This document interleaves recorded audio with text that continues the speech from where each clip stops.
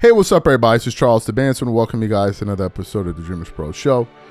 We'll cover everything from sports, hot topics, classic debates, entertainment, and we'll give you guys a fresh perspective on things and how we see them in NBA podcasts are trash. But before we get into it, please make sure you like the video and sub to the channel. Make sure you sign up to our free newsletters, Champions Digest, for free weekly news updates on basketball, no-nonsense takes on sports, and under 5 minutes on every Sunday. Please make sure you go ahead and do that. We have about 700 signups, so please make sure you join that. It's pinned in the comments below. Anyway, we did a show reacting to this conversation that took place on Gil's Arena. And I said to myself, a topic like this, even making it on the discussion board at Gil's Arena, devalues the show. There's certain things that you shouldn't be discussing on your channel. And whenever we're having a conversation about, is SGA more skilled than Michael Jordan, you know you're not being serious, right? Especially given the fact that we can watch SGA play basketball every single night. And we've all seen Michael Jordan, number one, and number two, also because they can't even explain what they're saying. It's more skilled in what way? What's the thing that he's more skilled at? Oh, dribbling. Really? Well, Michael Jordan couldn't dribble the ball. Like, what are we talking about here, right? And Rasharman can't push back on that point. But the genesis of it all came from what Paul Pierce said on the show. I don't know the podcast, don't care.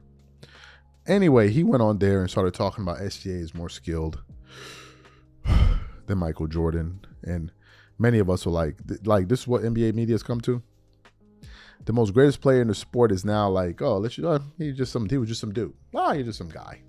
You know, he's just some guy over there. He's just some guy, right? Well, apparently, one of Paul Pierce's former teammates, top 75 player, Kevin Garnett, heard the comments that these guys had to make. And Kevin Garnett went on the show that him and Paul Pierce do together. And Kevin Garnett wanted Paul Pierce to explain to him face to face what the hell he was talking about. And as he was talking, at one point, Kevin Garnett gets fed up and basically said, bro, you're a goofy. You're a goofy, and you're over here saying dumb things to attract a younger audience, and you're making a damn fool out of yourself. But before we even get into what Kevin Garnett had to say, today's video is brought to you by our sponsor, PrizePicks. PrizePicks is America's #1 daily fantasy sports with over 10 million members. PrizePicks makes it easy to get real money action on the sports and players you love. You pick more or less on at least 2 for a shot to win up to 100 times your cash. For example, this week I'm really looking forward to some of these upcoming games. This week I'm picking Stephen Curry for more than 29 points. I'm picking Kevin Durant for more than 27 points. I'm picking Giannis Antetokounmpo for more than 12 rebounds, and I'm picking Luka Doncic for more than 8 assists. If you're like me and you like to play safe, you'll love PrizePicks' new feature, Flex Plays. It's the safest way to play. You can still cash out even if your lineup isn't perfect. Plus, you can double your money even if one of your picks doesn't hit. On top of this, PrizePicks puts their members first, so all withdrawals are fast, safe, and secure. When my picks hit, I can get my money as quick as in 15 minutes. So download the PrizePicks app today and use code CLNS to get $50 instantly when you play $5. That's code CLNS on PrizePicks to get $50 instantly when you play $5. You don't even need to win to receive the $50 bonus. It's guaranteed. And remember, whenever you support this sponsor, you're supporting this channel. Thank you. Okay, so what we want to do now is we want to play what KG had to say to Paul Pierce about this. I'm going to come back and continue on the show. Take a listen to what he had to say here. And your quote was that you thought Michael Jordan had a very limited bag. I would like you to expand on that. Well, in today's... You talking about today's game? In today's game. Okay, so you analyze. Hold on, let me set it up. So you analyzing Michael Jordan's game in today's game, right? Okay, yeah. Gotcha. Okay, not in so his, that needs to be said. That needs to be said. Yeah, so gotcha. Yeah, that's why I was kind of taken out. But in the context, we just put it in. We put it in the ball now. Okay. Yeah. So in today's game, today's game, like what's considered a bag is like, and it's like no real set definition of it because you just look like. You look at guys, when you say, all right, who got a bag in the league, you instantly go to like Kyrie, James Harden, but these is guys who need multiple moves to get cracking. Like Jordan didn't need multiple moves. He just right by you. One dribble pull up, fade away. You know, for that era, that was great. Like now it's a one-on-one league to where it's like you really gotta like to get by your man on the switches and everything, or if you're not 6'10" shooter, like Wemby got a bag. It's crazy some of the moves he do. You know what I'm saying? And that's what it was meant. Like Jordan had a bag for his era. I was taking it into context for this era. I think when you look at guys like Tracy, Vince, Ray, Iverson, like, dog, them guys would be unstoppable in this era. You know, they didn't settle for threes. They was getting 50, 60 points with like 2 threes. And you think those guys you just named had a deeper bag than Mike? Vince, I think, had a deeper bag than Mike because he can do everything Mike can do, and his threes was more. We're talking about Michael Jordan, too. Yeah, right? Michael Jordan, his bag was athletic bag. Like, nobody had a better athletic bag. Like, in the air, he did too many things. The definition of bag, to me, is having a barrage of moves to get to the cup or score the ball, period.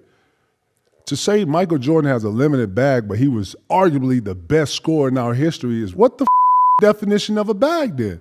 And then if I'm being honest, it's like so many different ways to get this off, man. These niggas today don't even know how to score a move and then bring it back and remix it, and it's a bunch of that, bro. We're talking about putting the ball in the bucket. That's what they call a bag, though.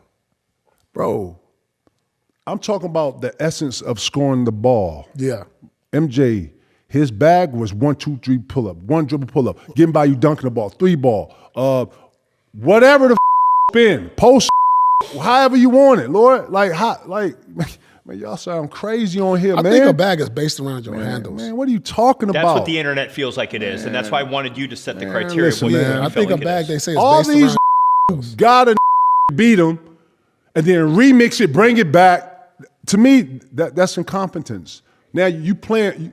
That is a whole nother thing. It's like based around how people you who get know how to score the ball, handles. score the ball. They don't play with food. Like if you can get to the cup and dunk the ball, you dunk it every time, right? So if you can, you do that. All right, cool. If he cuts you off, you can cross him over. Boom, right? A bag is being able to be in traffic and make a traffic decision, and boom, you make it right there. You know, I faced up. Boom, he went middle. I saw him middle. I gave it. So, and then on top of it, Michael Jordan was one of the more aggressor offensive players. Oh man, can't nobody guard that. Hey, Mike would grab your face if you tried to jump before him, bro. This nigga would grab your arm. Like, man, listen, man. I'm sorry. I respect every era, and I'm going to keep respecting every era. Y'all need to go back and watch some of that young Mike Jordan. Y'all need to go watch that Mike Jordan who went up against Larry Bird. You know what I'm talking about? That went up against the Pistons. And with physical play, by the way. And was downhill. And when he needed a 3, he could hit a 3. And he hit game winners. And he came back from 15 down in the 4th. And yeah, man, what? And then he was a goon. He was a real nigga. Y'all got me up in here, boy. Y'all better put some respect on Mike's name. Boy, stop saying goofy. That's goofy as hell. Mike Jordan ain't got a bag, P? Man, stop, man.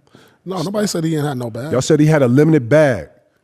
Because he didn't need a bag. He was so he was Definition so of bag. He was so athletic. Definition and of so bag. much better that he could just one dribble pull up on you. Man. Definition of bag. I think it has something to do with like you got to take 20 dribbles and get the moves off and score. That's what this era is. I can care less about a bag. I ain't saying not having a bag ain't good. Man, you got to have a bag. If you scoring anything over 20,000, 30,000, bro, you got to have a bag. You understand? Because they're going to put the best stopper on you. Did Shaq have a bag? Shaq had a bag? Shaq was one all dunks. Shaq had a jump hook, a left. Dream had a bag. Fuck out of here. Okay, that's what I'm saying. Shaq dunked the ball majority of the time, but he had a jump hook. He had a left hand. He had a motherfucker, a fadeaway. What you talking about? Dream had move. Could we establish if you're at the top of the scouting report and you're finding a way to score 25, 30 you got a bag. You got a bag? Absolutely. You got I don't know. Well, we got to ask this new generation. Okay. Because the new generation defines it different. The new generation. I think he got a bag, but the way they say it is like no bag. The new generation not educated. Go do y'all education first. That's why they come here. I'm doing this based off the new. This is all based off the new generation, by the way. Okay. So more context that you base it off of what the narrative is. You not spoke to so many young people, you speaking for them. No, I'm just going on what they say. fantastic. So you heard what he had to say. Excuse my energy if it's a bit low. Only slept for like 2 hours last night. I haven't been getting much sleep. But anyway, what are my thoughts about this? This is rage bait. You know, people accuse, DREAMERSPRO, you guys are, you made an audience out of hating on LeBron and da-da-da-da. Everybody can characterize us here. But what you're witnessing is a form of content, which is called rage bait. And what Paul Pierce was doing was rage baiting. Number one. Number two, how many times do I talk about it on this channel? How many times have I said it in the past? I said, what's one of the issues that we're facing as a society? That the older men want to be young boys, right? They want to associate with the young boys and be a part of them. And as a result, you have Paul Pierce saying stupid stuff like this. This is where we are. And what happened was Kevin Garnett reached a breaking point where he was like, okay, this is nonsense. Paul, this is nonsense. You sound crazy. These are goofy takes. Like, these are just goofy ass takes. Goofy, goofball takes. Like what are we doing here? But this is NBA podcast for you. NBA player podcast for you. The majority of it is just a bunch of BS, man. The majority of it is just a bunch of BS. You have a few good ones. The rest of them are just dudes cutting on a mic. And because I played in the NBA, if I say any and everything, I don't even have to think about what I'm saying. People are going to find it interesting and people are going to watch me. No. Just because you play in the NBA does not mean that you can say anything and people are automatically going to agree with you. Case in point. Here you have another NBA player saying what a lot of fans said, which was, that was dumb as hell. These are my thoughts. Whatever you guys think, please leave your thoughts in the comments. We catch you on the next one. I'm out. Peace.